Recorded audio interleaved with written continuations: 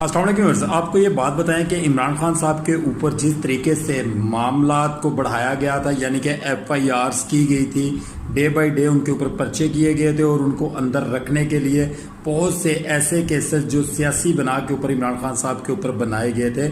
उसमें से एक केस सरे पेरिस था, वो भी केस था टैरन वाइट का। जनाब, आपको ये बात बताएं कि आज इस्लामाबाद हाई कोर्ट ने वो जो फैसला था 2 जजेस का, उसको लार्जेस्ट बेंच ने जनाब एक्सेप्ट किया। उन्होंने कहा जो फैसला पहले इस केस के ऊपर सुनाया गया था कि इसकी सुनवाई नहीं की जा सकती, लिहाजा इसको ख़त्म शुद्ध किया जाता है, यानी कि फारग किया जाता है। उसमें भी इमरान खान साहब को बाइज्जत तौर पर बरी कर दिया गया। ये पेशन गोई है जनाब इमरान खान साहब को बाहर लाने के लिए।